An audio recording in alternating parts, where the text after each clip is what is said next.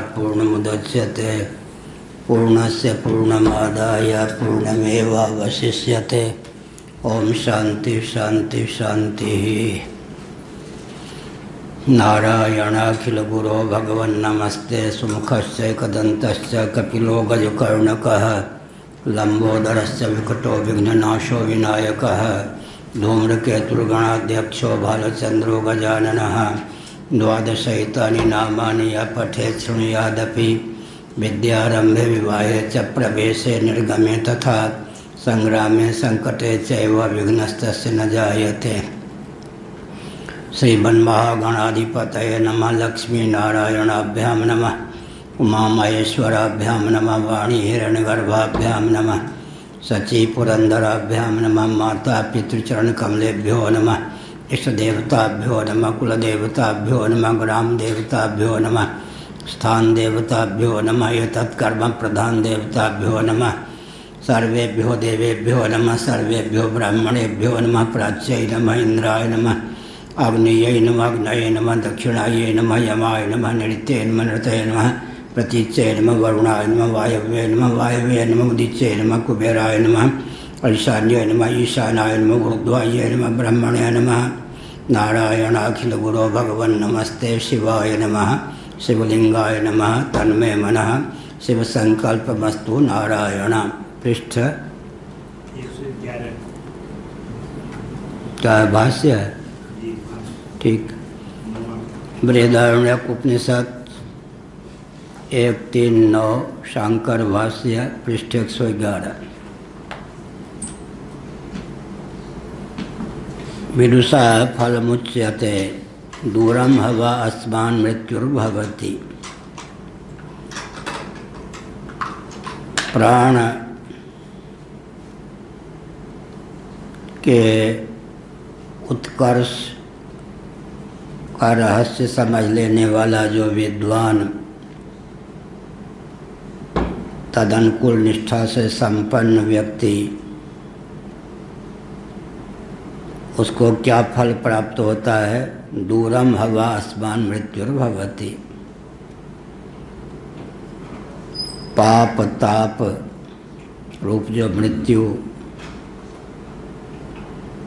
उससे वह व्यक्ति सुदूर रहता है और मृत्यु उससे सुदूर रहती है। अर्थात पाप के चपेट में वह नहीं पड़ता। यह विद्या का फल है। विद्वान का अर्थ है विद्या संपन्न। उपासना के प्रकरण में विद्वान का अर्थ होता है उपासना को अपने जीवन में समझने के बाद धारण करने वाला, तदनुकूल निष्ठा संपन्न। कर्मकांड के प्रसंग में विद्वान का अर्थ होता है धर्म में आस्थान्वित होकर धर्मानुष्ठान करने में दक्ष। उपासना कांड के संदर्भ में विद्वान का अर्थ होता है अपने अधिकार की सीमा में उपासना को समझकर तदनुकूल उपासना से संपन्न। ज्ञान कांड में विद्वान का अर्थ होता है आत्मा और ब्रह्म के एकत्व को समझकर तदनुरूप निष्ठा संपन्न। अस्मादेवं विदो य एवं वेद तस्मादेवमिति प्रकृतं विशुद्धि गुणोपेतं प्राणमुपास्त इत्यर्थः। जबकि बात ऐसी है इसलिए अस्मादेवं विदो या एवं वेद, इस प्रकार से जो विद्वान है एवं विद्वान है, उनके सानिध्य से, सकाश से, संपर्क से वह भी प्राण के तुल्य विशुद्ध गुण से उपेत संपन्न हो जाता है, जो कि प्राण की उपासना करता है। उपास्य भावापत्ति हो जाती है। प्राण के समान वह मृत्यु से सुदूर रहता है, मृत्यु उससे दूर रहती है, यह अभिप्राय है। पाप ताप से लिप्त नहीं होता, उपासनं नाम उपास्यार्थवादे यथा देवतादिस्वरूपं श्रुत्या ज्ञाप्यते तथा मनसोपगम्यासन आसनं चिंतनं लौकिक प्रत्ययाव्यवधानेन यावत् तद्देवतादिस्वरूपात्माभिमानाभिव्यक्तिरिति लौकिकात्माभिमानवत्। अब उपासना का अर्थ करते हैं भगवत पाद शंकराचार्य महाभाग। उपास्य तावत तावक वाक्य अर्थवाद का होता है अर्थ स्तावक वाक्य। अन्य की निंदा करके प्राप्त विषय का स्तावक स्तुति के द्वारा आकर्षण उत्पन्न करने वाला जो वचन होता है उसको अर्थवाद कहते हैं।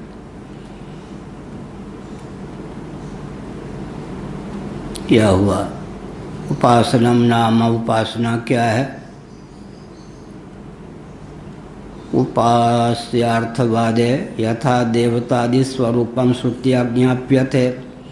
श्रुति के द्वारा देवता इत्यादि जो उपास्य हैं उनके स्वरूप का जैसा प्रतिपादन प्राप्त है तदनुकूल ज्ञान विज्ञान से जो संपन्न है।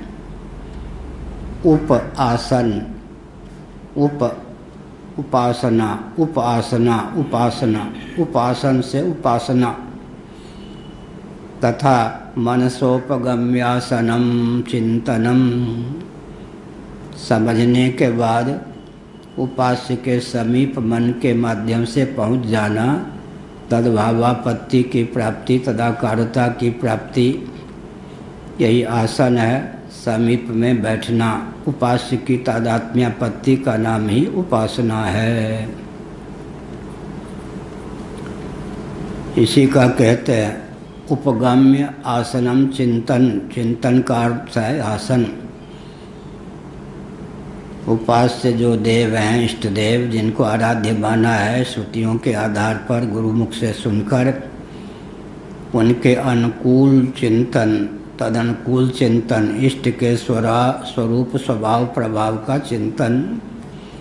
सगुण साकार इष्ट हो तो नाम रूप लीला धाम का आलंबन लेना, स्वभाव प्रभाव का आलंबन लेकर स्वरूप का आलंबन लेकर तदनुकूल चिंतन ये उपासना है। लौकिक प्रत्ययाव्यवधानेन उपास्य के अतिरिक्त जो भी लौकिक मान्यता है माने अन्य वस्तु के आकार की वृत्ति है उसको पनपने न दे। जहाँ जहाँ मन भटके वहाँ से हटाकर उपास्य स्वरूप में ही स्थिर करे। प्रत्याहार फिर धारणा फिर ध्यान। अव्यवधान हो वृत्त्यंतर का प्रत्ययांतर का व्यवधान हो का अर्थ है अव्यवधान न हो, प्रत्ययांतर की प्राप्ति न हो, अर्थात संस्कारवश उपास्य के अतिरिक्त का चिंतन होने लगे उससे मन को पराम कर ले। यावत् तद्देवतादि स्वरूपात्माभिमानाभिव्यक्ति। देवतादि क्यों कहा? देवता भी उपास्य हो सकते हैं। किसी के गंधर्व, किसी के यक्ष, किसी के सगुण साकार भगवान, किसी के सगुण निराकार भगवान, किसी के निर्गुण निराकार भगवान। जो जिसके इष्ट हों यह अभिप्राय है। उनकी स्वरूप में अहमिति अहंग्रह उपासना तादात्म्यापत्ति अहंग्रह की अभिव्यक्ति जब तक न हो जाए तब तक गंभीर उपासना की आवश्यकता है। उसके बाद तो स्वभाव का रूप धारण कर लेती है उपासना। यावत् तद्देवतादि स्वरूपात्माभिमानाभिव्यक्ति ही। कब तक उपासना करें? जब तक उपास्य की अभिमति न हो जाए, तदनुकूल अहमिति की अभिव्यक्ति न हो जाए, अहमिति परिपुष्ट न हो जाए। माधुरीपुरा अहमिति भावनशीला जयदेव जी ने गीत गोविंदम में लिखा। रास पंचाध्याय में है कृष्णोहम। गोपांगना श्री कृष्ण में तादात्म्यपन्न होकर कृष्णोहम इस भावना से भावित हो गई। इष्टाकार देवताकार उपास्याकार वृत्ति प्रवाह घनीभूत हो कि व्यक्ति स्वयं को ही अभिमान पूर्वक, यहाँ लौकिक अभिमान नहीं, यहाँ पर इष्ट भावापत्ति, इष्ट भाव की प्राप्ति, तदनुकूल अहमिति की अभिव्यक्ति का नाम उपासना की पूर्णता है।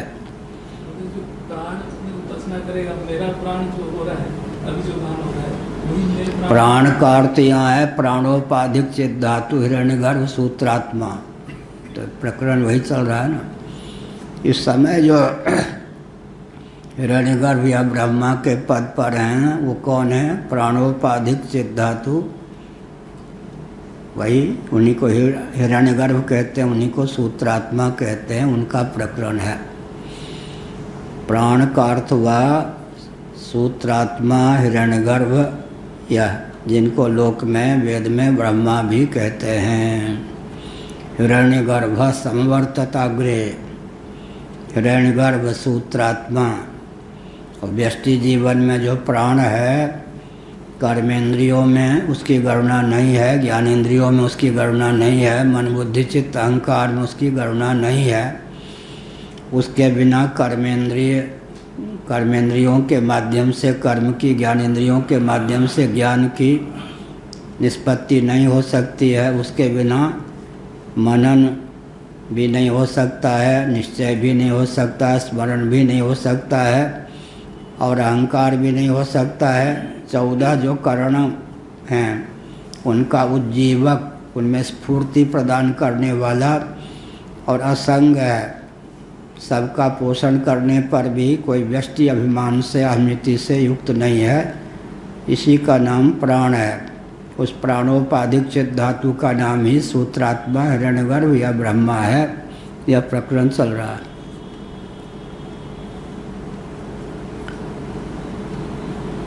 अब वो अंतर्भाव की दृष्टि से प्रक्रिया में कहते हैं कि प्राणमय कोश है, फिर उससे ऊपर मनोमय कोश है, फिर उससे ऊपर विज्ञानमय कोश है, फिर फलात्मक आनंदमय कोश है, फिर बीजात्मक आनंदमय कोश है, फिर आत्मा है।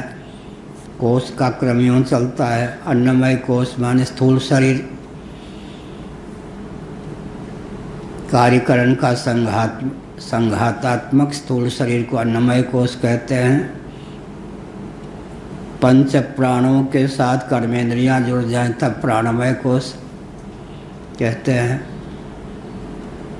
मन के साथ 5 ज्ञानेंद्रियां जुड़ जाएं तब मनोमय कोश कहते हैं। बुद्धि के साथ 5 ज्ञानेंद्रियां जुड़ जाएं तब विज्ञानमय कोश कहते हैं। प्रिय वस्तु के या व्यक्ति के मिलने से या मिलने की आशा से जो आह्लाद की अभिव्यक्ति होती है उसका नाम है प्रिय। फिर मोद, फिर प्रमोद। व्यक्ति या वस्तु के मिलने की आशा से आह्लाद तब तक प्रिय है। मिल जाने पर आह्लाद, उसका नाम प्रिय की अपेक्षा उत्कृष्ट आनंद मोद है। उस वस्तु का यथेच्छ सेवन सानिध्य प्राप्त हो जाए तो उसका नाम प्रमोद है। प्रिय, मोद और प्रमोद ये फलात्मक आनंदमय कोश हैं। अभीष्ट की संपलब्धि और उसके भोग से प्राप्त आह्लाद का नाम है।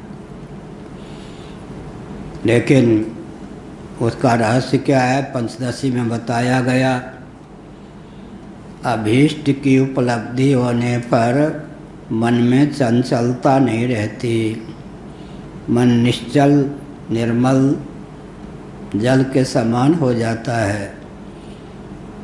तो आत्माभिमुख निर्मल निश्चल चित्त पर या अंतःकरण पर आनंद स्वरूप पर प्रेमास्पद जो आत्म तत्व है उसकी अजस्र अभिव्यक्ति होने लगती है। उस अभिव्यक्ति में तारतम्य का नाम ही प्रियमोद प्रमोद है। फिर व्यक्ति समझता है कि इच्छित वस्तु या व्यक्ति की प्राप्ति से मुझे आह्लाद हुआ, या नहीं समझ पाता इच्छित वस्तु की प्राप्ति से तद्विषयक वासना की निवृत्ति हो गई और वासना विमुक्त चित्त पर स्वरूपभूत आत्मा जो कि आनंद स्वरूप है उसकी अभिव्यक्ति हो गई।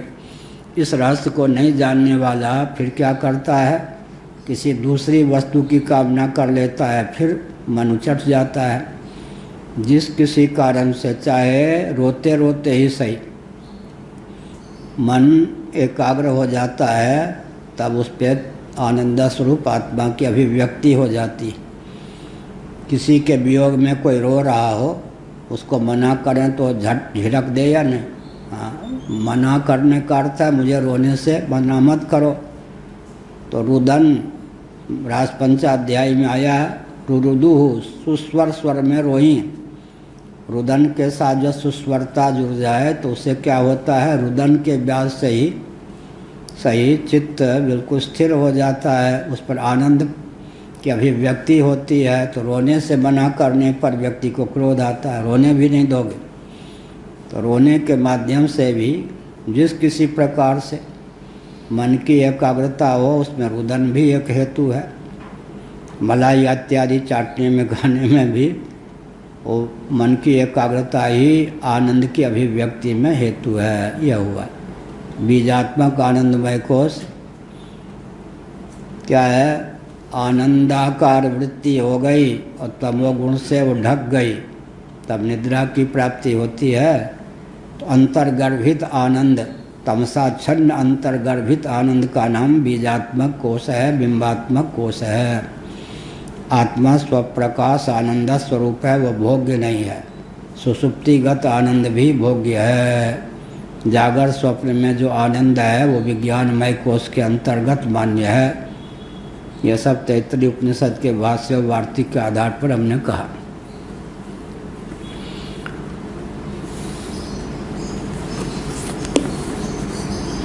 उपासनम नाम उपास्यार्थवादे यथा देवतादिस्वरूपम श्रुत्या ज्ञाप्यते तथा मनसोपगम्यासनम चिंतनम लौकिक प्रत्ययावधानेन यावत् देवतादिस्वरूपात्माभिमानाभिव्यक्तिरिति लौकिकात्माभिमानवत्। यह कहा।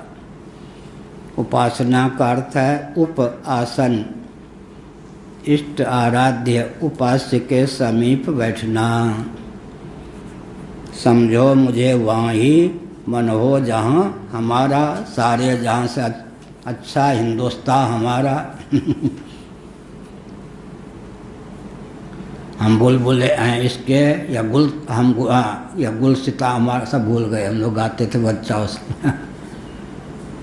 या हम इस बाग के पक्षी हैं या हमारे बाग है इसमें हम निवास करते हैं, सारे जहाँ से अच्छा हिंदुस्तान हमारा। समझो मुझे वहाँ ही मन हो जहाँ हमारा, ये दार्शनिक भाव है। यो यत् शब्दः स एव सः, जहाँ जिसका मन है वो वहीं रहता है। एक व्यक्ति का कोई मित्र था, दोनों में संवाद हुआ, सत्संग में चलें या सिनेमा में। एक ने कहा कि मुझे तो सिनेमा में जाना है, दूसरे ने कहा मुझे सत्संग में जाना है। सत्संग में आके बैठ गया और सिनेमा घर में जाके बैठ गया। सिनेमा वाले ने सोचा मेरी मति मारी गई, कहीं सत्संग में चला जाता तो ज्ञान विज्ञान मिलता, यहाँ आकर क्या मिल रहा है, नाच गान। वो सोचता मेरी मति मारी गई, यहाँ घटपट के अलावा कुछ चर्चे नहीं है। अगर सिनेमा में जाता तो नाच गान से आह्लादित होता। क्या सत्संग में बैठने वाले का मन है सिनेमा में और सिनेमा में बैठने वाले का मन कहाँ है, सत्संग में। यही है, समझो मुझे वहाँ ही मन हो जहाँ हमारा। तो उपासना का अर्थ क्या हुआ, जो उपास्य है, उपास्य उसके आकार की वृत्ति पहले तो वेदादि शास्त्र सम्मत विधा से गुरुमुख से उपास्य का स्वरूप समझें, उनके स्वभाव को प्रभाव को विधिवत समझें। उसके बाद मनोयोग से उनके वो ये समीप बैठ जाएं, मनोयोग से उनके समीप बैठ जाएं। अर्थात मन को तदाकार कर दें।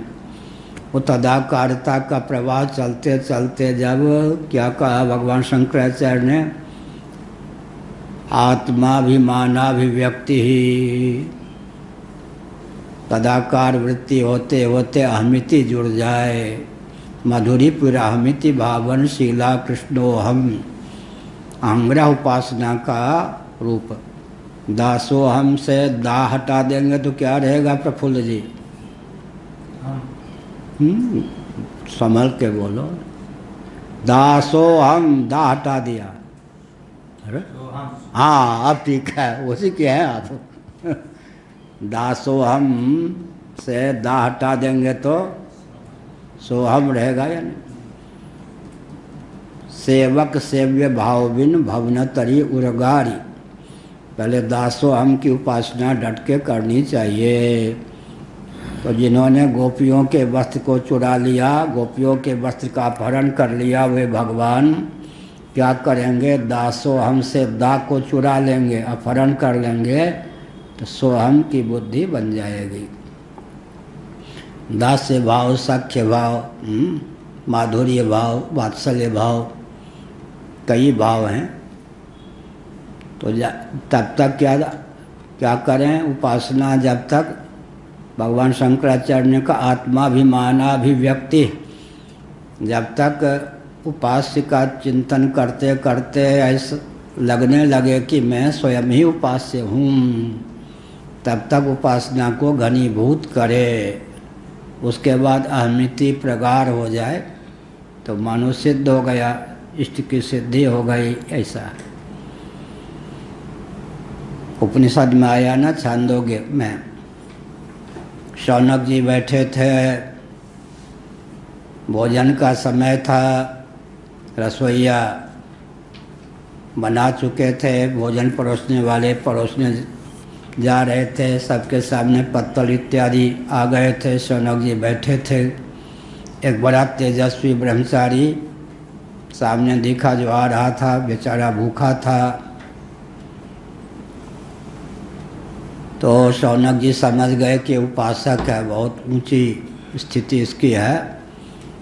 तो भोजन परोसने वालों को संकेत किया, हृदय से मना नहीं करना है, लेकिन जब ये अन्न मांगेगा तो यूँ कर देना। उसके बाद ये कुछ बोलेगा, वो बोलना क्या होगा उसको मैं सुनूंगा, फिर बुलाकर अपने साथ बैठा के भोजन कराऊंगा। ऐसे हुआ। उसने क्या कहा, अरे तेरे दरवाजे पर आया मैं, आज वैश्वानर तेरे दरवाजे से निराश लौट रहा है। वो अग्नि का उपासक था।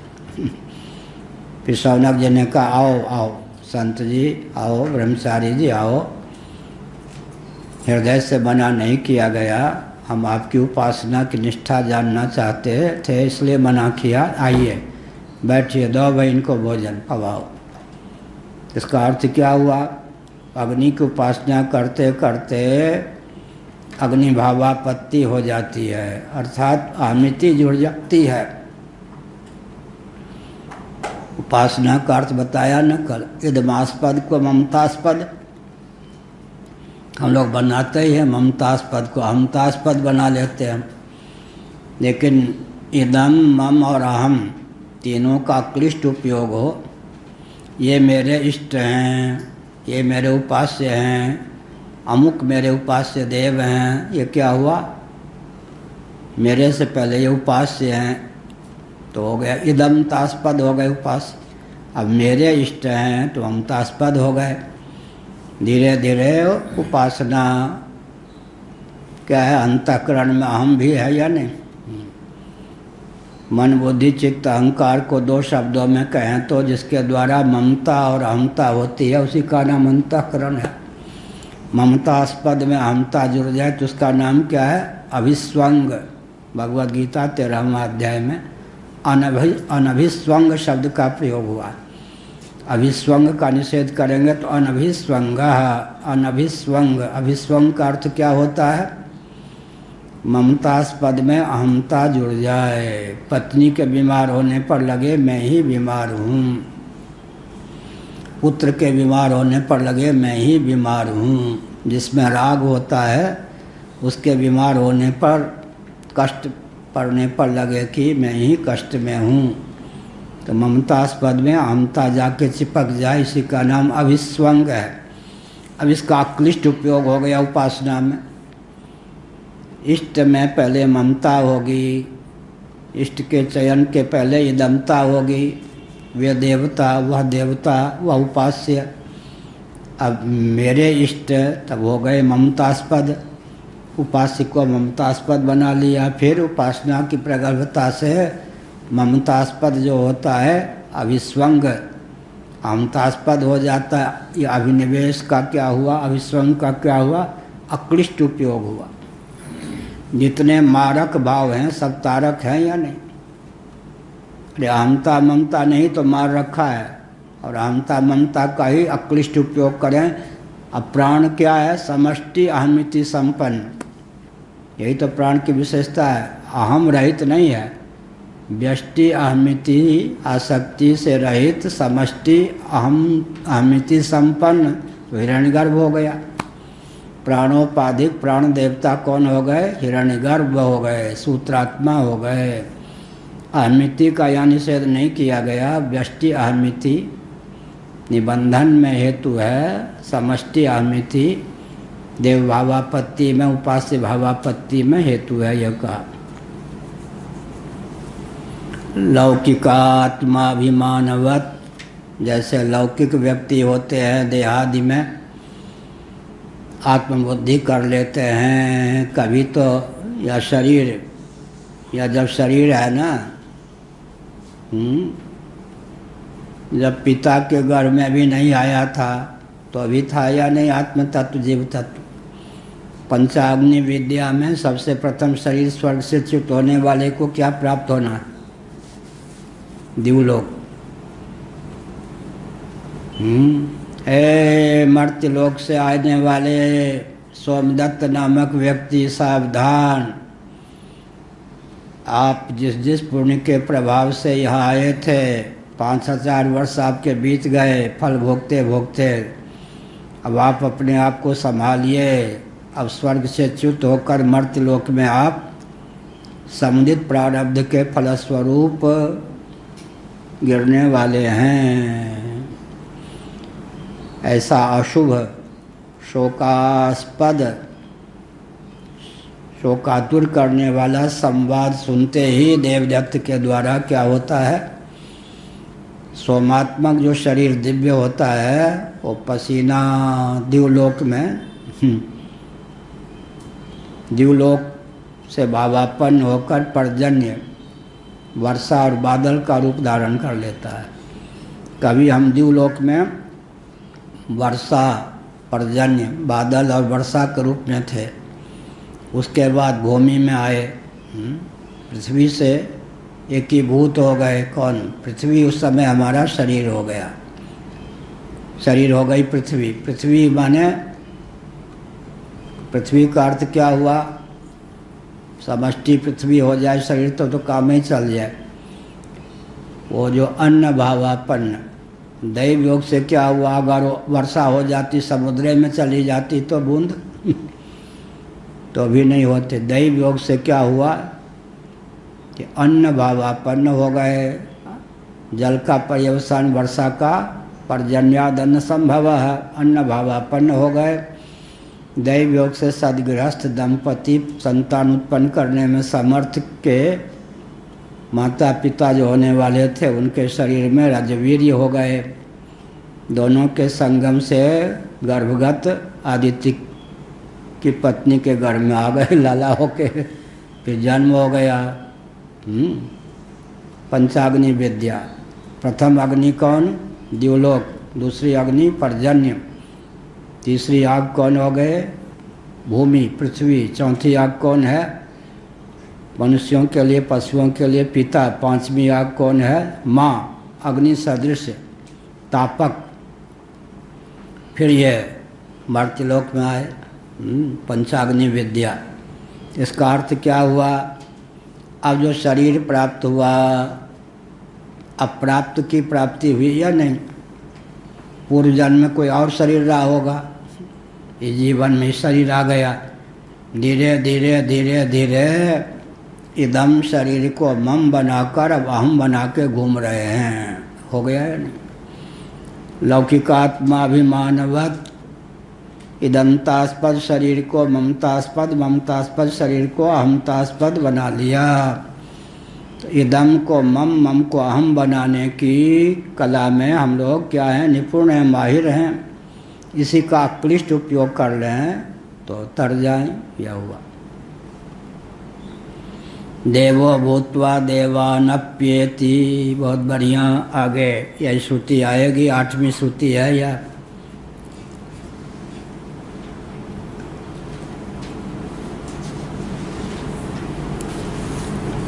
कहाँ गए? हाँ, सातवीं टिप्पणी में देखें, बृहदारण्यक 4:1-2। देवो भूत्वा देवानप्येति, बहुत दूर जाके श्रुति मिलेगी। यहाँ उद्धृत कर दी भाष्यकार भगवान ने।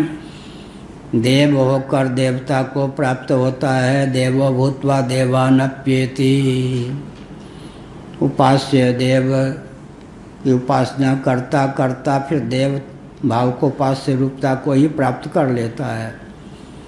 फिर 9वीं टिप्पणी है बृहदारण्यक उपनिषद 3:9-20 में आगे जाकर वो प्राप्त होगी। भगवत पाद शंकराचार्य महाभाग ने यहाँ समुद्धृत कर दी।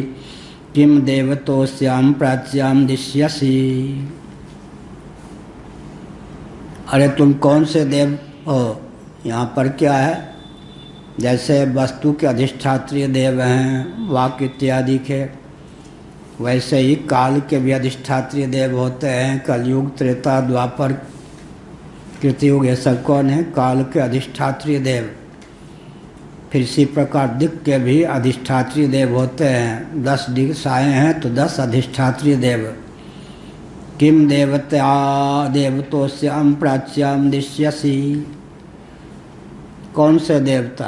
तो अंत में क्या कह दिया? प्राची दिश में 9वीं 10वीं टिप्पणी ये अस्याम का देवतेति प्रष्टव्यम प्रश्न करणम तो मुनिर्दिगुपासना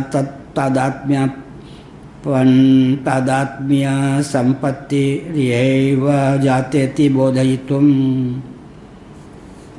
कौन से देवता हो? प्राची दिक् का देव हो। दिग् भावापत्ति, काल भावापत्ति, वस्तु भावापत्ति, व्यक्ति भावापत्ति का नाम है उपासना। दिग् भावापत्ति, दिशा की उपासना करते करते दिशा का अधिदैव जीव हो जाता है। काल विशेष की उपासना करता करता काल विशेष हो जाता है। आजकल जो कलयुग के पद पर हैं कालोपासक होंगे वो। द्वापर भी युग का नाम, उसका अधिष्ठात्रीय देव कालोपासक। त्रेता भी काल का नाम, उसके अधिष्ठात्रीय देव उपासक। ऐसे कृतयुग के कालखंड, ऐसे दिग् देवता भी हैं। काल और वस्तु के भी देवता होते हैं, व्यक्ति के भी देवता होते हैं। या पृथ्वी के देवता, जल के देवता का नाम अश्विनी कुमार, या पृथ्वी के देवता का कह दें तो अश्विनी कुमार। जल के देवता का नाम वरुण। तेज के देवता का नाम क्या हुआ? अग्नि कह दें, सूर्य कह दें, चंद्रमा कह दें, अग्नि तेज। वायु के देवता का नाम वायु। आकाश के देवता का नाम कौन है? आकाश ही रख लें। यह है पंचदेव है ना। पृथ्वी के देवता जल के, तेज के, वायु के, आकाश के। जो अपने इष्ट हों उनको पहले क्या करना चाहिए? पंचभूतों में आकाश सबसे ऊपर है या नहीं? उनके अधिदैव के रूप में अपने इष्ट की उपासना करें। सामान्य रीति से क्या है? पृथ्वी, जल, तेज, वायु, आकाश, शिव, गणेश, शक्ति, आदित्य और गणपति, ये 5 देव हो गए। एक एक भूत के एक एक देवता, पंचदेवोपासना। आकाश के अवतार कौन थे? आकाश का अधिदैव के युधिष्ठिर। वायु के अधिदेव के अवतार कौन थे? भीमसेन। तेज के अधिदेव के अवतार कौन थे? अर्जुन। जल और पृथ्वी के अधिदेव के अवतार कौन थे? अश्विनी कुमार। उनको क्या कहते हैं? नकुल सहदेव। सहदेव सबसे छोटे थे, नकुल सहदेव। पंचभूतों के अवतार ही देवता ही 5 पांडवों के रूप में व्यक्त हो गए। तो कुंती और माद्री की और पांडु राजा की कितनी उपासना तीव्र होगी। पंचभूतों के अधिदेव को ही लाला बना के जन्म दे दिया। ये भारतवर्ष है। देवो भूत्वा देवानप्यति, पहले मिथिला में कहावत थी, हमने देखा भी है। कोई माँ बादल आदि ना हो, प्रांगण में बैठी हो, युवती हो, विवाहिता हो, तो आकाश में कभी कभी होता ऊपर से तेज छिटकता हुआ नीचे की ओर आता हुआ दिखता, आंचल पसार दे। तो 10 महीने के अंदर वो जो आंचल पसारा वो तेज ही उसका बेटा या बेटी बन के जन्म लेने। ये सब उपासना का प्रभाव पहले था। बेटा बेटी न हो रहे हो तो बढ़िया वैद्य के पास जाने की अपेक्षा पहले क्या करते थे? कोई महिला बैठ जाती थी, 1 दिन 2 दिन 4 दिन 5 दिन कोई ना कोई। लोग कहते हैं कि वो जो कोई मरता था वो दिव्य रूप धारण करके वो जाता है उस रूप में, ऊपर जाता है। ऊपर से जो नीचे आते हैं वो ऊपर जाने वाले को रोक नहीं सकते। तो ऊपर से जो क्षीणे पुण्य मर्त्य लोकम विसंति, वो भी सोचते हैं ना कि कोई बढ़िया माता पिता मिले। तो वो आते हुए तेज को देखकर, अंधकार नहीं तेज को आंचल पसार दे, तो वही जो तेज है वो 9 महीने 10 महीने में क्या लाला या लाली बनकर उत्पन्न हो जाए। पहले ये कहावत थी, हमने देखा भी है। तो इसका अर्थ क्या है? उपासना का स्वरूप। देवो भूत्वा देवानप्यति किम देवतोस्याम प्राच्याम दिश्यसि। तुम प्राची देखो, ये सब बहुत बढ़िया महाभारत आदि में कथा है। एक एक दिक् के एक एक देवता हैं। दिक् कितने हैं? 10।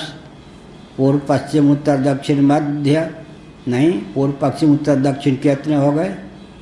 4। कौन? आग्नेय इत्यादि 4 4 8। प्राच्य नमः, इंद्राय नमः, आग्नेय नमः, आग्नेय नमः है या नहीं? दक्षिणाय नमः, यमाय नमः, दक्षिण और पश्चिम के ऐसे ऐसे परिक्रमा करके 8 हो गए। ऊर्ध्व दिशा और अधो दिशा दिक् सब मिला के 10 दिक् होते हैं। ऊर्ध्व दिक् के देवता कौन है? ब्रह्मा। 10 दिक् हैं तो 10 के अधिदेव होते हैं एक एक देव के। प्राच्य नमः, इंद्राय नमः, प्राची दिक् के देवता कौन है? इंद्राय। आग्नेय कौन के देवता कौन है? अग्नि। ऐसे वायव्य, वायु के कौन के देवता कौन है? वायु देवता। ऐसे पश्चिम जो है दिशा उसके देवता कौन है? वरुण। ये ऊर्ध्व दिक् के देवता कौन है? ब्रह्मा। अधो देश के देवता कौन है? अनंत, शेषनाग। ये सब देवता। दिग् देवता, काल देवता, वस्तु देवता, ये सब। आज अब आनंद गिरी, क्योंकि आज इस पाठ को विराम होना है, फिर गुरु गोविंद ग्रंथ की कृपा से अगले सत्र का अवसर प्राप्त होना है।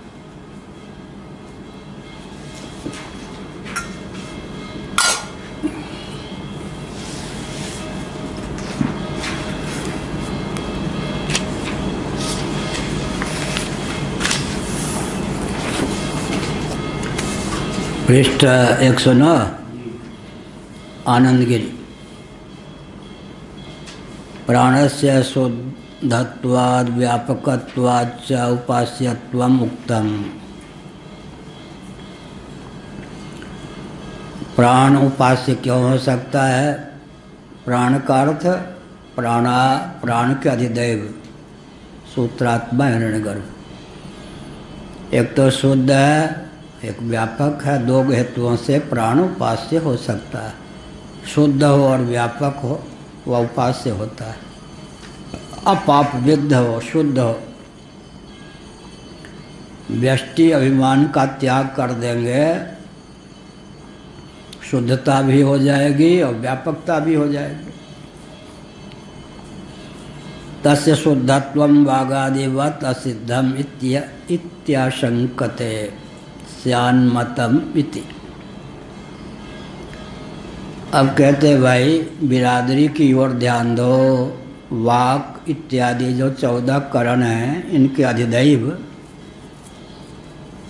जब शुद्ध नहीं है तो प्राण में ही क्या विशेषता है? उर्दू में कहें तो खासियत है कि वो शुद्ध है। पूर्व पक्ष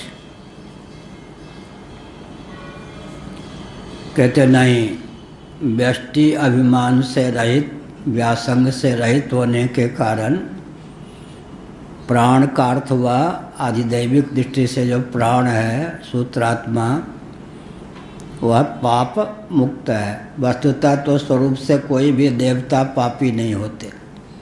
ऊर्ध्वम गच्छन्ति सत्वस्था, मध्ये तिष्ठन्ति राजसाः, जघन्य गुणवृत्तिस्थाधो गच्छन्ति तामसाः। लेकिन व्यष्टि अहमिति के कारण मानिवानी बंधन में आयो। व्यष्टि तादात्म्यापत्ति के कारण ही बंधन है। मैंने उदाहरण दिया, वहाँ चौमासे में सत्संग हो रहा था, नीचे सत्संग भवन है।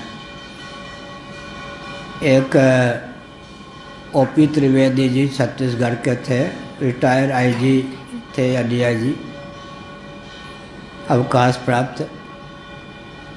उनकी बेटी का बेटा छोटा सा, उसको बुला के गोद के पास रख लेते।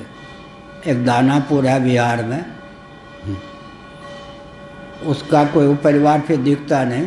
वो आया था, उसकी पत्नी थी, उसका बेटा, वो भी चाहे कि आगे बैठूं, वो भी छोटा था। तो इनकी बेटी का बेटा, त्रिवेदी जी की बेटी का बेटा सांवला, वो जो दानापुर का था, बड़ा गोरा चट्टा, पटना का, पटना, वही दानापुर का था, पटना के पास। पटना कहते थे, था वो दानापुर का, रहता हो भले ही पटना में। तो हम अपना मुस्कुरा में, एक बेटी का बेटा है तो सांवला, लेकिन इतना प्यारा, और एक दूसरे प्रांत का रिश्तेदार नातेदार नहीं। हमने कहा लो, ये डीजी रहे, आईजी रहे, ये है ना यही है। तो हमने क्या कहा, विश्व में जितने लाडले लाल हैं सब मेरे बेटे हैं, लाडली हैं सब मेरी बेटी हैं। तो हर पुरुष जगत पिता और जगदम्बा से एकीभूत हो जाए या नहीं? क्या जो महिला होती है वो बेटे पोते में तो आसक्त होगी या नहीं? हाँ। अब जाजी की पत्नी को कष्ट क्या है? शरीर में तो कष्ट है ही। 6 महीने हो गए बेटे पोते का दर्शन किए, तो ठीक है, यह कष्ट होना ही चाहिए। तो हमने कहा कि आप रिजर्वेशन कैंसिल मत कीजिए, क्योंकि वो मन में बीमारी आने पे शरीर में ही जाती है। अब 6 महीने हो गए बेटे पे कोरोना के कारण, 6 महीने बेटे पोते से वियोग हुए हो गए, तो झाजी तो अपना हम लोगों के साथ रह के संभाल लेते हृदय को। हर व्यक्ति तो नहीं संभाल सकते, इसीलिए कहा। तो जगत जननी में और घर की एक माता में क्या अंतर? गृह लक्ष्मी में और वैकुंठ की लक्ष्मी में क्या अंतर? हैं तो सब लक्ष्मी ही। जगत पिता में, जगत पिता सबको अपने संतान समझते हैं, वृक्ष इत्यादि भी संतान हैं। और जो घर के पिता हैं वो 1, 2, 4, 5 जो भी मुल्ला हो तो 25-50 तक सीमित रहते हैं। कम से कम उनकी 50 में तो ममता रहती है। 4 बीबी 50 कम से कम उनकी ममता बिखरी रहती है। निंदा हुई है, प्रशंसा। हाँ, बुरा मत मानना, हम प्रशंसा कर रहे हैं। 4 बीबी में और 24 कम से कम बेटी में आसक्ति रहती, वैसी फैल जाती है क्या? आसक्ति भी फैलती है या नहीं? जहाँ नदी में पाँव पे पाँव नहीं चढ़ा अभी युवक को, कौन? वही है, पाँव पे पाँव तो नहीं चढ़ा है। हाँ, जहाँ नदी में गहराई अधिक होती है वहाँ चौड़ाई कम होती है। पुल वहीं बनाते हैं ताकि कम रुपया खर्च हो, कम समय खर्च। जहाँ चौड़ाई अधिक होती है, जहाँ पुल इत्यादि नहीं ना, गंगा आदि को लोग पार करते, छोटी नदी को इस पार से उस पार काम करना पड़ता है ना गर्मी के दिनों में। गोमती आदि को हमने देखा है, तो यहाँ तक पानी में लोग चले जाते थे। तो ये क्या हुआ, हमारा व्यास नंदन सोचा कि एक जगह यहाँ चौड़ाई कम है तो यहीं से चले जाए उस पार, और डूबते डूबते बचा, फिर किसी ने बचा तो क्या अर्थ हुआ? ये जो बाबा होने पर डूबने की संभावना ज़्यादा रहती है, बहुत संभल के रहना चाहिए। खाटी बाबा, क्योंकि जननी जनक बंध सुत दारा तन धन भवन सुहृद परिवारा, ये कम से कम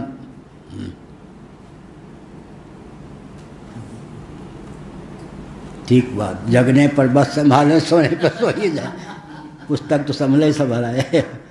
हाँ, तो क्या अर्थ हुआ? क्या अर्थ हुआ? एक गृहस्थ होगा तो 10 जगह ममता बटेगी या नहीं? शरीर में भी, जननी में, सदगृहस्थ, जनक में, बंध सुत दारा में, और यहाँ तक कि तन धन भवन आदि में। और खाटी बाबा होगा तो सबकी ममता ताग बटोरी, मम पद नहीं, शरीर में जाके चिपक जाएगी। ईमानदार बाबा है तो माता से विरक्त, पिता से विरक्त, पत्नी से विरक्त या विवाह किए ही नहीं, घर आदि से विरक्त, फक्कर ही फक्कर। लेकिन सावधान ये रहना चाहिए कि 9 वस्तुओं की ममता भी कहाँ आके टिक गई? 10वीं में, शरीर में, देह में, तो डूबने की ज़्यादा संभावना हो गई। इसलिए फिर बाबा हो के देहाशक्ति बढ़ने की संभावना होती है। अगर वो चेले चपाटी आदि से दूर हैं, ईमानदार हैं, तो जल्दी गिरने की संभावना होती है। बेईमान तो नहीं होना चाहिए। फिर उस ममता को, सबकी ममता ताग बटोरी, मम पद मन ही बांधी बट डोरी, भगवान में लगा देनी चाहिए, नहीं तो बड़ी मुसीबत है। बिखरी हुई ममता कम होगी शरीर में भी। अब भूख लगने पर भाई बेटे को भी देना है, पत्नी को भी देना, हम ही नहीं खा लें और अबरी आ जाए बाबा है तो कोई देख तो नहीं रहा, अकेले चट कर जाए तो कठिन है। इसलिए कहा शुद्धत्वाद व्यापकत्वाद से शुद्धता है और व्यापकता भी है। शुद्धता क्यों है? शुद्धता ये है कि पाप से अविद्ध है। व्यापकता क्यों है? व्यष्टि भावापत्ति नहीं है। उपास्य है कौन? प्राण। प्राण का अर्थ सूत्रात्मा हिरण्यगर्भ। हमारे जीवन में जो प्राण है उसमें भी व्यष्टि अहमिति का उदय नहीं होता। तस्य शुद्धत्वम वागादिवत असिद्धम। पूर्व पक्ष प्राप्त हुआ। बिरादरी में जब सबके सब अशुद्ध ही हैं तो प्राण में क्या विशेषता है कि वो शुद्ध ही रह जाए? क्यों न उसे भी अशुद्ध मान ले? कहते नहीं। शंका माक्षिप्य समाधत्ते ननु इत्यादि नाम ननु परिहित में। भगवान शंकराचार्य ने कहा कि इस शंका का समाधान तो पहले ही कर दिया, क्योंकि व्यष्टि में आसक्ति नहीं, व्यासंग नहीं, इस कारण वो शुद्ध भी है और व्यापक भी है। पाप ताप या वागादि में जो परिच्छिन्न मान्यता है, आसक्ति है, अहंता है, उसका ग्रास या शिकार प्राण नहीं बनता। यह अभिप्राय। शवेन स्पृष्टिर्यस्यास्ति तेन स्पृष्टोपरस तस्या शुद्धतावत् अशुद्ध वागादि संबंधात् अशुद्धत्वाशंका प्राणस्य उन्मिषति इत्यर्थ। कहते वाह जी, व्यक्ति तो शुद्ध है लेकिन उसने सबका स्पर्श कर लिया, तो उसमें जो अशुद्धता आई, मलिनता आई, किम निमित्तक है? पर निमित्तक है या स्वनिमित्तक? पर निमित्तक। अश्वमेध में अश्व शरीर को क्यों कहा पहले आया? मेध का अर्थ क्या होता है? पवित्र। अश्व का अर्थ क्या होता है? मृत, फूला हुआ। मर के जो फूल जाए सब, उसका नाम है। तिबिया कॉलेज में सबके पोस्टमार्टम, प्रीमार्टम ये सब होते हैं। पोस्टमार्टम नए नए चिकित्सक सब थे, वो सब जो था उसको ऐसे रस्सी से बांध कर रखा था, फूलने से यो हो गया, अरे प्रेत, वो सब गिरे, धक्का एक प्रेत प्रेत कहके। हम उन दिनों तिबिया कॉलेज में रहते थे तो बड़ी हंसी हुई कि सब फूलने से क्या हो, रस्सी ढीली हो गई, वो सब बेचारे आस्तिक थे, अरे अरे वो तो जी गया जी गया।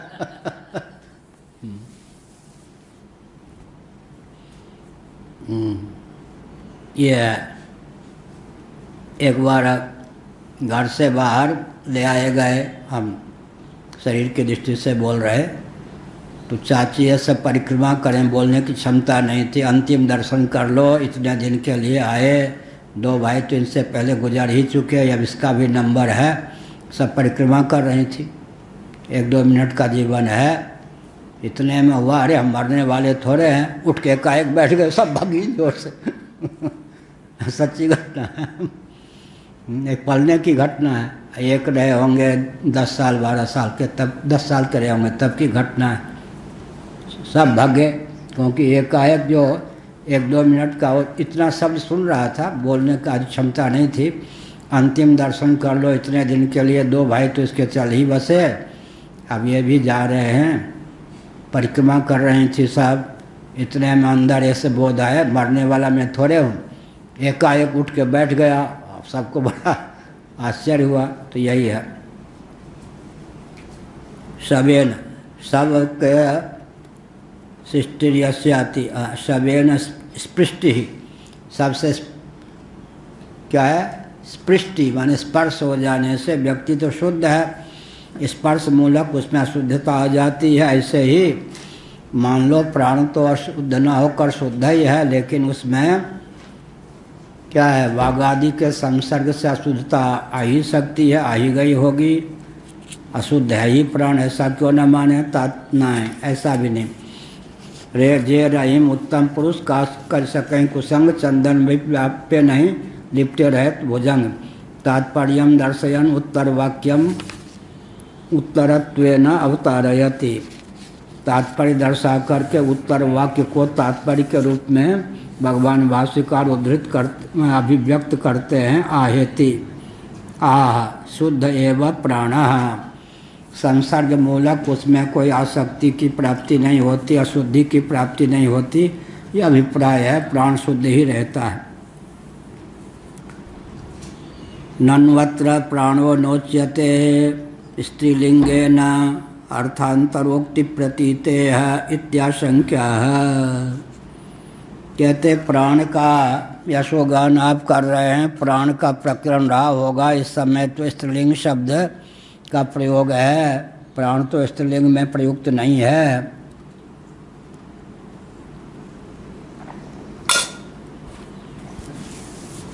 इसका उत्तर है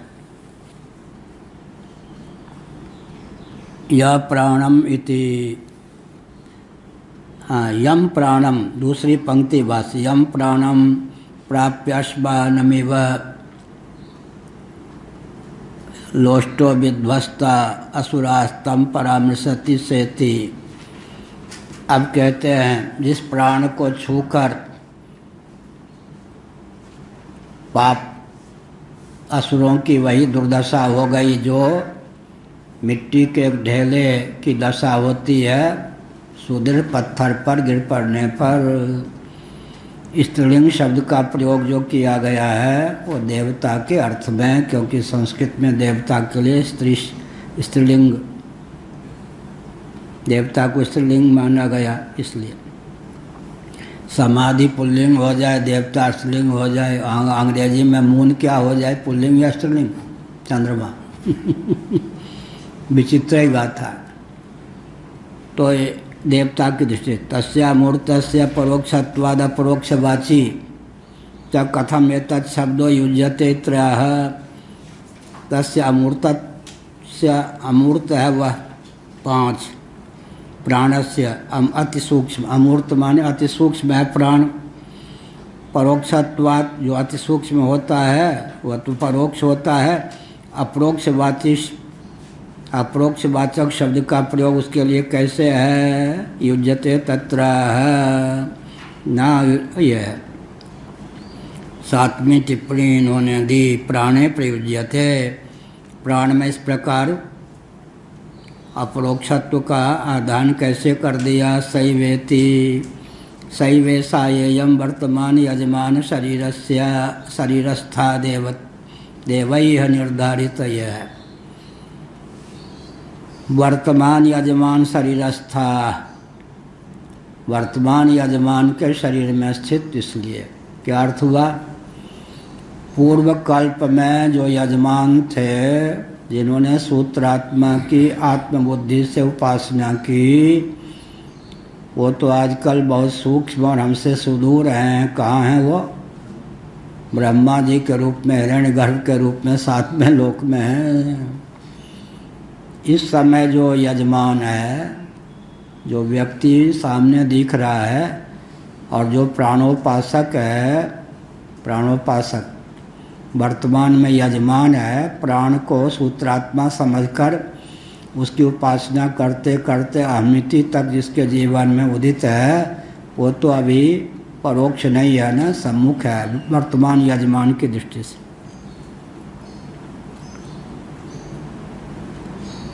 इतनी दुर्लभता है कि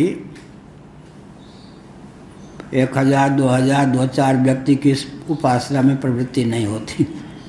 पूर्व कल्प में जो यजमान थे, प्राणोपासना सूत्रात्मा की उपासना उन्होंने की, उसके प्रभाव से स्वयं हुए आज ब्रह्मा जी के पद पर हैं। इस समय अगर यह उपासना किसी की परिपुष्ट हो जाए तो कालांतर में, कल्पांतर में वो ब्रह्मा हो सकता है। वर्तमान में यजमान है।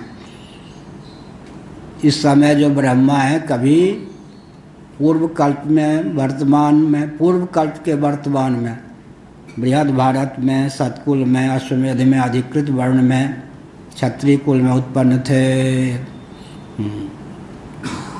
उन्होंने विधिवत क्या कि अश्वमेध की कालंबन ले लिया, अश्वमेध याग का अनुष्ठान किया।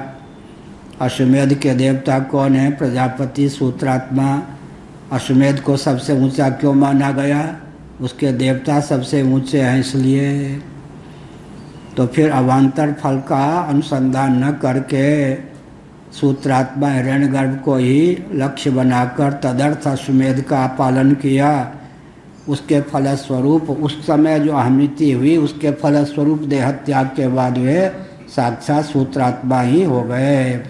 इस समय जो उपासक गरीब और अभावग्रस्त व्यक्ति तो कर भी नहीं सकता है अश्वमेध यज्ञ। हाँ, उसके प्रचुर धन चाहिए। और आजकल तो श्री राम शर्मा वाला अश्वमेध होता है, नकली। राज्य भी चाहिए, शासन भी सनातन चाहिए। अब तो क्या है, बहुत से यज्ञ याग आदि लुप्त हो गए। सनातन विधा से शासन तंत्र न होने पर कराने वाले भी लुप्त, करने वाले भी कोई भी बैठ जाए यजमान बन के। क्या अर्थ है कि जिसको हम विकास कहते हैं, उन्हीं की दृष्टि में विकास है जिनको इन शास्त्रों का ज्ञान नहीं। जिनको इन शास्त्रों का ज्ञान है वो तो समझेंगे इससे ज़्यादा ह्रास पतन क्या हो सकता है। सारे धर्म कर्म का विलोप हो रहा है नहीं सेकुलरवाद में। कर्म का विलोप, उपासना का विलोप, ज्ञान का विलोप, योग का विलोप, सब विलोप ही विलोप है। योगी बन के घूमते रहो, विलोप सबका है। बहुत विकट स्थिति है। यम नियम है नहीं तो योगी कैसे होगा? तो व्यायाम हुआ ना। फिर यम नियम की घाटी ही पार नहीं की तो योगी कैसे हो? सीधे प्राणायाम से थोड़े योग शुरू होगा या आसन से। तो योग का भी, कर्म कांड का भी लोप हो रहा है, उपासना कांड का भी, योग का भी, भक्ति का भी। वृंदावन आदि में भक्ति के नाम पे जो होता है हमको मालूम है। सब कुछ लुप्त, शास्त्र सम्मत वर्णन व्यवस्था का लोप ही लोप, पतन ही पतन। लेकिन जिनको शास्त्र का ज्ञान नहीं है उनके लिए सब अच्छा ही। अब इससे अच्छा विकास क्या होगा? विकास का अंकन भी करें तो भारत बहुत जर्जर, कोरोना ने और जर्जर कर दिया। मध्यम गरीब तो गरीबों को मजदूरी नहीं मिल रही, मजदूरी काम कौन करावे? मध्यम कोटि के व्यक्ति भिखारी बनने की स्थिति में हो गए। धनाढ़ व्यक्ति सोचते हैं कि कुछ तो बच भी सकते हैं, उनके लिए 50 पीढ़ी की संपत्ति मान लो। मध्यम कोटि के व्यक्ति के लिए और परेशानी, भीख भी, बाबा तो मान लो कहीं से भिक्षा भी मांग ले, सदगृहस्थ कहाँ से भिक्षा मांगेगा? नहीं मांग सकता। बहुत पतन। अच्छा, शोषण करने वाले कोरोना के नाम पर ही खूब डॉक्टर लोग कमा रहे हैं, बाढ़ के नाम पे कमा रहे, सब मंत्री आदि नीचे वाले सब लूट रहे। पतन की पराकाष्ठा है। लेकिन मीडिया अपने अनुकूल कर लो, चिकनी चुपड़ी बात करो और ऊपरी उड़ान भरो, अंदर जो भी हो क्या, बाहर सेंट लगा के घूमो, बढ़िया पाउडर लगा के घूमो, अंदर भले टीबी और कैंसर करो, क्या करेगा? लोग तो सुंदर ही समझेंगे। माने आधारशिला ही शासन की विलुप्त। किसी एक व्यक्ति पर आक्षेप नहीं है, कोई भी पार्टी बैठे उसके पास जब कोई शास्त्रीय ज्ञान ही नहीं है, विकास और राष्ट्र की परिभाषा ही नहीं मालूम है, क्या कोई शासन करेगा? चाहे ट्रंप हो चाहे कोई भी हो, बहुत विकट परिस्थिति है। तो ये सब उपासना का मार्ग ही विलुप्त है। फिर भी कोई बीज का भाव नहीं होता। नन्वत्र प्राण हो गया। कथम प्राणे देवता शब्दों नहीं तस्य तत्शब्दत्वं प्रसिद्धम इत्याशंक्या देवता चेति। अब कहते स्त्रीलिंग शब्द का प्रयोग तो तब होगा जब देवता सिद्ध हो। प्राण न रहे बांस न बने बांसुरी, न बने बांसुरी न बजे बांसुरी। प्राण तो देवता के रूप में प्रसिद्ध नहीं है। प्राणे देवता शब्दों नहीं, कथम प्राणे देवता शब्दों नहीं तस्य तत्शब्दत्वं प्रसिद्धम इत्याशंक्या। प्राण को लेकर देवता, प्राणदेव, वायुदेव तो लोग कह भी देते हैं, वायुदेव, प्राणदेव तो नहीं कहते। प्राण को लेकर देवता शब्द का प्रयोग प्रसिद्ध नहीं है। देवता चैति, इस पर का देवता च सास्यात्, वह देवता है। बढ़िया। उपासना क्रिया या कर्म भावेन गुणभूतत्वात्। उपासना क्रिया का जो कर्म भावेन गुणभूतत्वात्, गौण रीति से प्राण का देवत्व सिद्ध है। कल हमने कहा व्याकरण के अनुसार कर्म किसको कहते हैं? कर्ता को जो अत्यंत अभीष्ट हो उसका नाम कर्म है। उपासना क्रिया का विषय होने के कारण देवता हो गए तो गौण रीति से प्राण में देवत्व का सन्निवेश हो गया। यह है प्राण को वायुदेव में ही सन्निहित करके लोग उपचारित करते हैं। प्राण देवता माने वायु देवता, व्यष्टि आध्यात्मिक पवन का नाम प्राण है, आधिदैविक समष्टि प्राण का नाम वायु है। ऐसे ये हो गया। तो क्या हो गया? उपासना क्रिया का कर्म है, इसलिए गुणभूत। उपासना क्रिया का कर्म, उपासना की क्रिया का जो विषय होगा वो देवता है या नहीं? उपास्य शुद्ध होने के कारण, व्यापक होने के कारण उपास्य हो गया। उपास्य होने के कारण देव भाव की प्राप्ति हो गई। क्या साक्षात देवता न होने पर भी विशुद्ध होने के कारण, माने निष्पाप होने के कारण, शुद्ध होने के कारण और विभुता संपन्न होने के कारण उपास्य हो गया। जो उपास्य होगा वो देवता हो ही गया। उपासना क्रिया का कर्म होने के कारण, विषय होने के कारण गौणी वृत्ति से प्राण में देवत्व का संसार हो गया, उपचार हो गया। ये अभिप्राय। ये सब विषय बहुत कठिन है। याज्ञ ही देवता कारकत्वेन गुणभूता प्रसिद्धा। अब ये आ गया पूर्व मीमांसा का प्रकरण। 8वीं टिप्पणी लंबी है। यागे ही देवते इत्यादि पंक्तिस्थले वार्तिक टीकायाम इत्थम पंक्तिस्तत्ता तथा ही यागादो कर्तृतिक्रेकेण चेतनो गुणोज्ञादिर्देवता प्रसिद्धा यथा प्राणस्यापि उपास्ति क्रियायाम गुणत्वा देवतायां न चाहिए। सब हो गया। अंत में कहते हैं याग में जैसे वैसे ही यहाँ पर क्या कहा, यागे ही देवता कारकत्वेन गुणभूता प्रसिद्धा। गीता का 18वां अध्याय ले लें, क्या कहेंगे, अधिष्ठानम तथा कर्ता करणम स पृथक विधम विविधा से पृथक चेष्टा दैवं सेवात्र पंचमम। कर्म में हेतु यागादि कर्म में हेतु पांचवा कौन है, दैव माने देवता। गीता प्रश्न कर दिया अर्थ प्रारब्ध देव का, शंकराचार्य ने क्या देवता, अर्थ वो ठीक है शंकराचार्य का। दैवम सेवात्र पंचमम। क्रिया और फल से भिन्न कौन हो गया, कारक। कारकत्व न कर्तृत्व आ गया, कर्ता हो गया। दूसरा क्या, उपासना क्रिया का कर्म हो गया, इसलिए भी हो गया। तीसरी बात क्या है, कस्मै देवाय हविषा विधेमा। द्रव्य और देवता दो का संवेद स्वरूप क्या है, याग। यज्ञ के दो मुख्य घटक हैं, कौन कौन, द्रव्य और देवता। कस्मै देवाय हविषा विधेमा। हविषा से द्रव्य आ गया, देवाय से देवता आ गए। द्रव्य और देवता का संवेद स्वरूप क्या हो गया, याग। तो द्रव्य नहीं, द्रव्य और देवता दोनों में से प्राण को किस खाने में रखेंगे, द्रव्य तो है नहीं, पारिशेष्य न्याय से देवता है, तो प्राण में देवता भाव का संसार हो गया, देवत्व का संसार हो गया।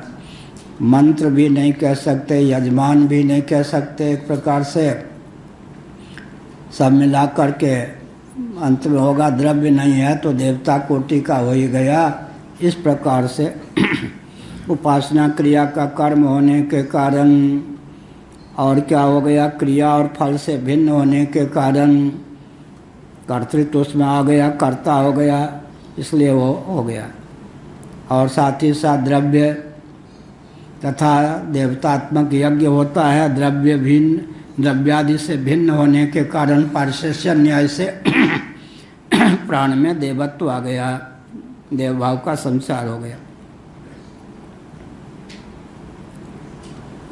प्राणोपास्ते द्विविधम फलम पापहानिर्देवता भावश्च तत्र पापहानिरेव प्रधान फलस्यात्र श्रवणात् दुर्गुण विशिष्ट प्राणोपास्तिरिह विवक्षितेति वाक्यार्थमाह यस्मादिति। 11वीं टिप्पणी। ननु दध्यादिवत् फल विशेष संबंधात् गुण विधेय दधना जो होती आदि, ये पूर्व मीमांसा की दृष्टि से बात कही गई। प्राणोपास्ते द्विविधम फलम, प्राण की उपास्ति माने उपासना का दो प्रकार का फल है। पहला फल क्या है, पाप की हानि। दूसरा फल है देव भाव की प्राप्ति, देवता भावश्च। पाप हानिरेव प्रधान फलस्य अत्र श्रवणात्। पाप की हानि, पाप की हानि लाभ है या हानि, कहो सुरेश जी। हाँ बढ़िया का, ठीक है। प्रसादे सर्व दुखा नाम हानिरस्योपजायते, सर्व दुखा नाम हानि, सब दुखों की हानि लाभ है या हानि। अब यहाँ सब दुखों की हानि हो गई, लाभ है या हानि। हाँ अरे सुरेश महापाद जी, सब दुखों की हानि हो गई, हानि है या लाभ। हाँ ठीक है। योग का लक्षण क्या है, सर्व दुखों की हानि। तम विद्या दुख संयोग वियोगम योग संगीतम, साहित्यिक भाषा। कोई वियोग लोगे, वियोग बाबा भी वियोग से बचते हैं, चेले का, चेली का, धन का, स्वास्थ्य का वियोग ना हो जाए। गृहस्थ भी भगते हैं, भगवान ने कहा मैं वियोग देने आया हूँ, वियोग बाबा बाबू सब मौन। उन्होंने कहा अरे क्या तम विद्याद दुख संयोग वियोगम योग संगीतम, दुख के संयोग का वियोग। सबने कहा हमें भी चाहिए तम विद्याद दुख संयोग वियोगम योग संगीतम, दुख के संयोग का वियोग कौन नहीं चाहेगा, केवल वियोग नहीं चाहेगा, कह दिया है कि दुख के संयोग का वियोग बाबा भी तैयार बाबू भी तैयार। यह प्राणोपासना का दो फल है। पहला फल है कि पाप की हानि, दूसरा फल है देव भाव। निष्पापता की बात तो हो गई, फिर देव भाव की प्राप्ति होगी। क्या हो गई? देव भाव की प्राप्ति समष्टि भावापत्ति से तब उपास्यत्व आ जाएगा। तो यहाँ पर पाप की हानि प्रधान, पाप की जो हानि है वो प्रधान फल है। यहाँ पर प्राणोपास्ते द्विविधम फलम पाप हानिर्देवता भावश्च तत्र पाप हानि देव प्रधान फलस्य अत्र श्रवणात् दुर्गुण विशिष्ट प्राणोपास्तिरिह विवक्षितेति वाक्यार्थमाह यस्मादिति। दूर दूर और रोहल दूर, जो इस प्रकार उपासना करता है मृत्यु देव, मृत्यु उससे दूर भक्ति है, मौत उससे दूर भक्ति है। पाप का फल ही तो है ना, दुरित उससे दूर भक्ति हैं, पाप की निवृत्ति, ये सब हानि इत्यादि ये सब उससे दूर भग जाते हैं। दूर दूर कहते हैं ना, रहल है दूर दूर, दूर बोलते हैं, है दूर रहल दूर।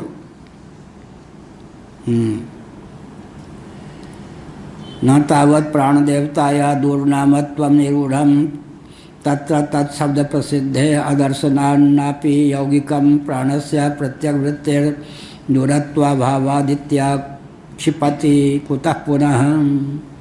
कहते भाई नाम तो इसको दे दिया दूर। दूर क्या है?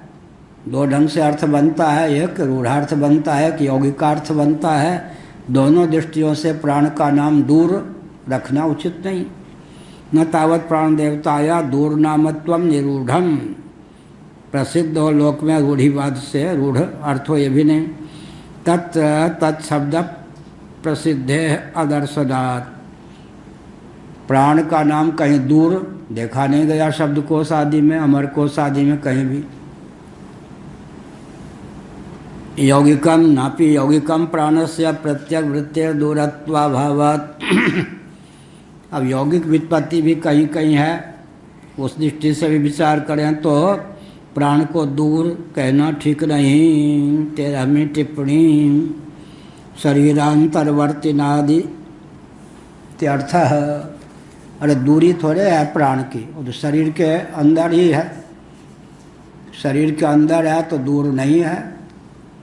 तो यौगिक व्युत्पत्ति से जो दूरस्थित का नाम दूर ये हो गया, और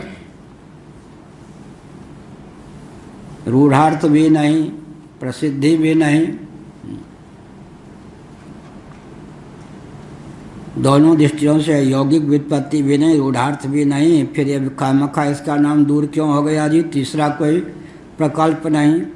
न तावत क्या नाम है? एक वृंदावन में नाम था इंजीनियर, पद से थे डॉक्टर नाम इंजीनियर और थे डॉक्टर, थे डॉक्टर ही, नाम था क्या? इंजीनियर रूढ़ हो गया, डॉक्टर का नाम इंजीनियर रूढ़ हो गया या नहीं? हाँ, ये हुआ। एक ग्वालियर में प्रवचन कर रहे थे पूज्य स्वामी अखंडानंद जी महाराज। एक जो सोता थे, बड़े मोटे तगड़े ब्राह्मण, इतने बड़े वो पहले जो होते ना साफा बांधे हुए, महाराज को हुआ कि सबसे विशिष्ट विद्वान यही होंगे। बहुत संभाल के कि कहीं भूल बोलना। संस्कृत के पंडित प्राय सुनते हैं, सीखने के लिए कम आजकल। कौन सी भूल करता है व्यक्ति वक्ता, उसको भूल पकड़ने, बहुत संभाल के बहुत बढ़िया ढंग से ऊंचे ऊंचे बोल हो, क्या जितना ज्ञान विज्ञान था लगभग उतार सकते थे, सब स्वयं बताया उन्होंने बड़ी सभा में। बाद में जब सभा पूरी हुई, उसने कहा ये जो आप बोल रहे थे इसका अर्थ क्या है हमारा? तो उन्होंने कहा अरे सबका समय मैंने खा लिया, हमने इसको बड़ा पंडित समझा, ये तो सबसे बुद्धू निकला और इसको प्रसन्न करने के लिए अपना पंडित वगैरह आम जनता को कुछ पले नहीं पड़ा होगा। तो वे हुआ ऊँटे पगड़ी वगड़ी देख कर एकदम और कौन गंगाधर में जी ट्रेन से आ रहे थे दिल्ली से हरियाणा, इधर मेरठ के क्षेत्र में इतने उधर होता उन दिनों, इतने लाठी लेकर और सब मोच ताने व्यक्ति आए, बेचारे वो डर के मारे अपने उड़ीसा के, हाँ बाबा है बाबू जगा दो, ऐसे कांपते रहे। उनको हुआ कि लाठी का प्रहार ही कर देगा, ये पता नहीं। ऐसे ही मुगल सराय आदि के व्यक्ति है, मोच ताने हुए हाथ में लाठी ले तो इधर का व्यक्ति देख कर एकदम भगेगा। कहते भाई प्रसिद्ध अर्थ भी नहीं है, यौगिक अर्थ भी नहीं है, फिर दूर श्रुति ने नाम क्यों दिया? प्रत्यक होने पर दूर कैसे है, और निरूढ़ भी नहीं है।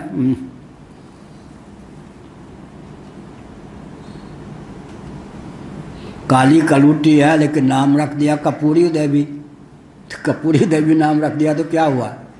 रूढ़ तो वही है। नाम रख दिया लक्ष्मी देवी, क्या करती है? दूसरे के यहाँ कंडा पात करके जीवन यापन करती है। परिहरती, हाँ आज पाठ है, 3-4 पंक्ति और है। अरे जिसको देखकर पाप ताप सब दूर भग जाएं उसका नाम कर दिया, क्या हो गया? यूँ आह इति, इस पर कहा भाष्यकार भगवान ने इसका उत्तर दिया यह, कथम पाप सन्निधौ वर्तमान से तत्व दूरत्व मित्याशंक्या है। पाप के लेप चेप सपेट से वह दूर ही रहता है, और पाप सब दुख वेदना इत्यादि उसको देखकर ही भगते हैं दूर। यह कैसे समझा? असंश्लेषयति, असंश्लेष किसी से लेप चेप न होने के कारण। पनुपत्र मीमां भसा जिम दर्शनन में जीव विचारी, ऐसा है। उपास्ते सदा भावयति यावत, सदा भावना का विषय ब्रह्म ज्ञानादि व प्राण तत्व ज्ञानात् फल सिद्धि संभवे किम सदा तद्भावनाये भावनयेत्याशंक्य भावना पर्याय उपासन शब्दार्थ माह उपासनम नामेति। ब्रह्म ज्ञान मात्र से तो व्यक्ति का मोक्ष हो जाता है, यहाँ उपासना की क्या आवश्यकता है? अंतर क्या हुआ? ब्रह्म तो पहले से ही आत्मा स्वरूप है, तो ज्ञान से मोक्ष हो जाएगा। अनात्मनिष्ठा के वारण के लिए निधिध्यासन की आवश्यकता है, ब्रह्म की सिद्धि के लिए नहीं। ब्रह्म तो सिद्ध ही है। अब प्राणोपासना करेंगे तो उसमें क्या है? सदा तद्भाव भावित होना पड़ेगा, क्योंकि क्या होगा? उपासक कौन होगा? आखिर जीव ही तो होगा। तो जीव तो ब्रह्म तो है, लेकिन वो क्या करेगा? जब तक तादात्म्यापत्ति अहमिति पर्यंत सुदृढ़ न हो जाए तब तक उपासना फलवती नहीं होती। इसलिए कहा ब्रह्म ज्ञानादि व प्राण तत्व ज्ञानात् फल सिद्धि संभवे किम सदा तद्भावना भावनया इत्याशंक्य भावना पर्यायोपासन शब्दमार्थ है। और उपासना का अर्थ है भावना। समझो मुझे वहाँ ही मन हो जहाँ हमारा। यार क्या हुआ भाई? हम तो चिंतित थे कि वहाँ जा कर के फिर दर्शन करेंगे, दर्शन देंगे नहीं करेंगे। ठीक हो गए? किसी की नज़र लग गई? झाजी के पड़ोसी है, बैठो गए उधर, इधर से बच के, हाँ छाड़ी से बच के, कपड़े उपड़े हैं। झाजी ने क्या कहा? आज आयुर्वेद की दवा मुझे कोई लाभ नहीं करती, हमें अंग्रेजी दवा दो इनको। क्या हुआ जी? कहाँ चल रहे थे? हो गया ना? ब्रह्म ज्ञानादि प्राण तत्व ज्ञानात् फल सिद्धि संभवे किम सदा। क्या हुआ? सबसे जो सुगम है वही सबसे दुर्गम है। क्या? आत्मा को ब्रह्म बनाना पड़ेगा या ब्रह्म पहले से है? सबसे नज़दीक कौन है? नज़दीक तो होता है ना, अपने से कुछ दूर हो तब नज़दीक होगा या नहीं? अपना आपा हो, पंजाबी में बोले तो अपना आपा हो तो क्या? चश्मा हमारे नज़दीक है, छाती से चिपका ले तो खोल। आत्मा नज़दीक है या आत्मा ही ब्रह्म नज़दीक है या ब्रह्म ही है ना? केवल ब्रह्म मिटाना है। लेकिन बाकी जो सब हैं देवी देवता ये सब कुछ न कुछ हमसे दूर हैं। सर्वात्म भाव की सिद्धि होने पर सब नज़दीक हैं। कहते उपासना का अर्थ ही होता है भावना की प्रगल्भता। उपासना और ब्रह्म में क्या भेद है?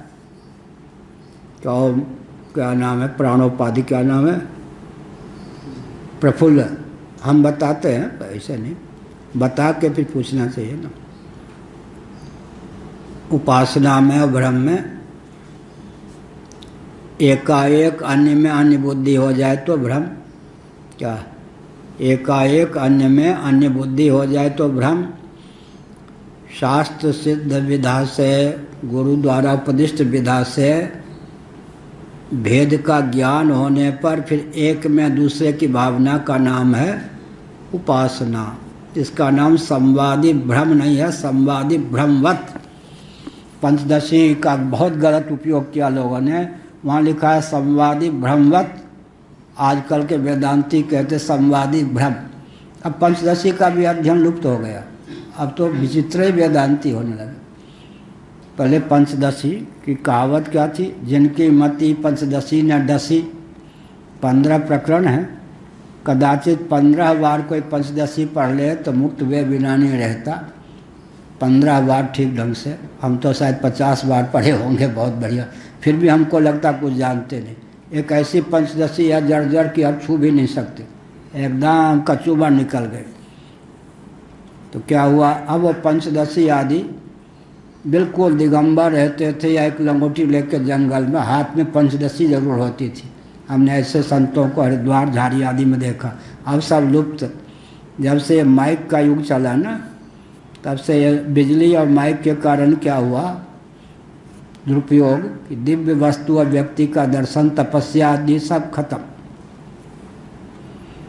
लेकिन आज मैं सोच रहा था कोरोना का यंत्र का सबसे अच्छा उपयोग हमारे यहाँ आजकल हो रहा है। क्या? अक्लिष्ट उपयोग हो रहा है। क्या कहा? जो 2 पंक्ति और है, हाँ कह तो दिया। उपासना माने शास्त्र के द्वारा, गुरु के द्वारा उपदिष्ट 2 वस्तुओं में या 2 व्यक्तियों में भेद मालूम हो, भेद अधिगत हो।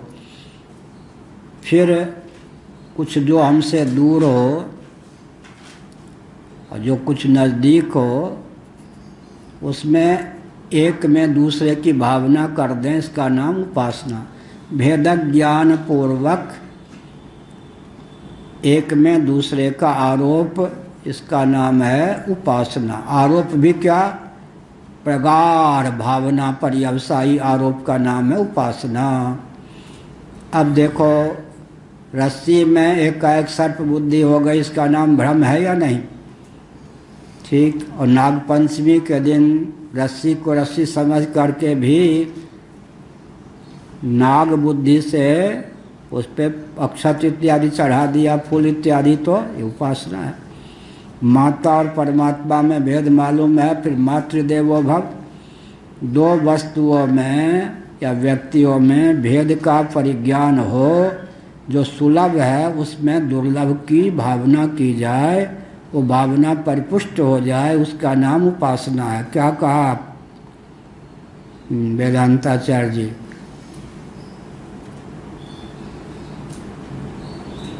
दो वस्तु या व्यक्ति में भेद का ज्ञान हो, भेद का ज्ञान नहीं है तब आरोप हो गया तो भ्रम। रस्सी दिख रही है, नहीं दिख रही है रस्सी, रस्सी और सर्प का भेद वहाँ नहीं मालूम है। रस्सी में सर्प बुद्धि ऑल ऑफ सडन एकाएक हो गए तो, लेकिन नाग पंचमी के दिन मान लो नाग का पूजन करना है तो रस्सी में सामने रस्सी रख दी, उसमें नाग की भावना कर दी, तो उसका नाम उपासना। दो वस्तु या व्यक्ति में भेद का परिज्ञान हो, फिर जो सुलभ है उसमें दुर्लभ शरीक या दुर्लभ की भावना कर दी जाए, उसी का नाम है उपासना। यह दीर्घकाल निरंतर सत्कार पूर्वक ये वचन सब जगह लिया जाता है। योग दर्शन का वचन है उपासना कैसे करें, दीर्घकाल तक सत्कार पूर्वक दृढ़ भूमिका हो जाए। नहीं तो कबीरदास ने कहा सुई का दान किया, अब हमको बैकुंठ से लेने के लिए यान आ रहा है या नहीं क्या? हाँ, पूज्य अखंडानंद महाराज कहते थे, उनके एक शिष्य का नाम लेकर सामने दर्पण रख लेते थे। एक बार गायत्री मंत्र जपा, कितना तेज हुआ भाई कितना तेज आया दूध में, गर्म दूध में जामुन डाल दिया और दही बनाया नहीं ये नहीं। दीर्घकाल ये लिया योग दर्शन का सब, दीर्घकाल हो, निरंतर हो, फिर सत्कार पूर्वक हो, दृढ़ भूमिका हो, इसका नाम उपासना है। यह हुआ।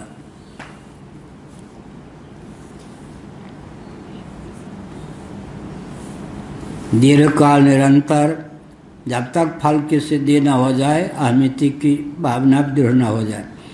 तीनों होने चाहिए, दीर्घकाल हो, निरंतर हो, सत्कार पूर्वक और दृढ़ भावना उपासना। तस्य मर्यादाम दर्शयति यावदिति, उसकी मर्यादा या अवधि को दर्शाते हैं। यावत का अर्थ क्या हुआ, जब तक उसमें अभिनिवेश अहमिति न जाके घनीभूत हो जाए तब तक उपासना होनी चाहिए, यह अर्थ हुआ। मनुष्य जैसे लोकवत शंकराचार्य ने कहा, मनुष्यो हम इतिवत देवो हम इति, यस्य जीवते एव अभिमानाभिव्यक्ति तस्यैव देहपातात् ऊर्ध्वं तद्भावः फलत इत्यत्र प्रमाणमाह देवो भूत्वेति। जैसे हमने बताया ना, यह शरीर पहली बार मिला है कि है या नहीं, यह शरीर तो देखते देखते अब शरीर को यूँ कर दे तो मरने मारने को तैयार हो जाएं, बुखार हो जाए, तो ये सब क्या हुआ, इदमतास्पद को ममतास्पद को घनीभूत अहमतास्पद बनाकर अब मनुष्य हम जैसे दृढ़ बुद्धि हो गई, ऐसे ही जिसकी उपासना करे उसमें अहमिति जाकर अभिस्वंग का रूप धारण कर ले, दृढ़ अभिनिवेश हो जाए, उसी का नाम उपासना है। इस जीवन में अहमिति की दृढ़ता के फलस्वरूप देहत्याग के बाद क्या होता है, देहपात ऊर्ध्वं तद्भाव फलति। देहपात के बाद जिसकी भावना की वही हम हो जाएंगे। इस समय जो ब्रह्मा जी के पद पर हैं, पूर्व कल्प में उन्होंने क्या किया, प्राण सूत्रात्मा की उपासना की, अश्वमेध के माध्यम से प्रजापति की। उस समय अहमिति प्रगाढ़ हो गई थी, लेकिन मनुष्य शरीर में मर्त्य लोक में यजमान थे। देहत्याग के बाद क्या हुआ, वो सचमुच में ब्रह्मा हो गए, तो यह हुआ। बहुत अच्छी, मनुष्यो हम इतिवत देवो हम इति यस्य जीवत एव अभिमानाभिव्यक्ति।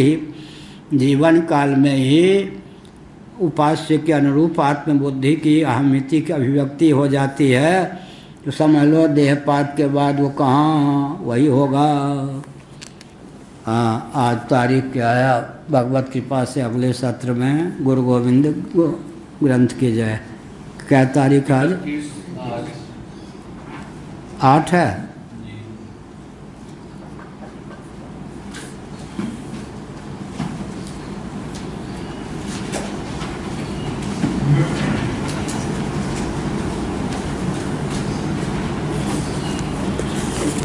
ओम पूर्णमदः पूर्णमिदं पूर्णात् पूर्णमुदच्यते पूर्णस्य पूर्णमादाय पूर्णमेवावशिष्यते। ओम शांति शांति शांति।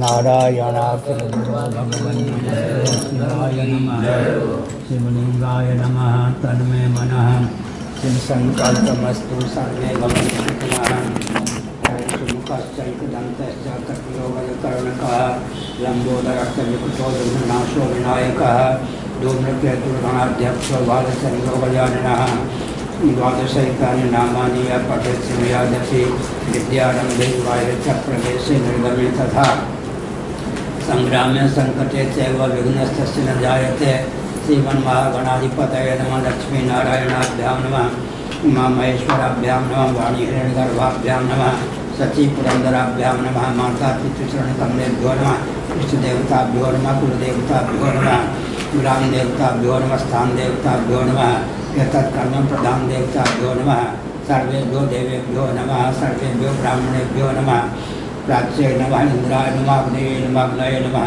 दक्षिणाय नमः यमाय नमः नृत्ये नमः नृत्ये नमः प्रतीच्ये नमः वरुणाय नमः वायव्ये नमः वायव्ये नमः उदिच्ये नमः कुबेराय नमः ईशान्ये नमः ईशानाय नमः ऊर्ध्वाय नमः मधुराय नमः अनन्ताय नमः ब्रह्मणे नमः नारायणाखिल गुरो भगवन् नमस्ते सर्वे भवन्तु सुखिनः नारायण धर्म की जय हो।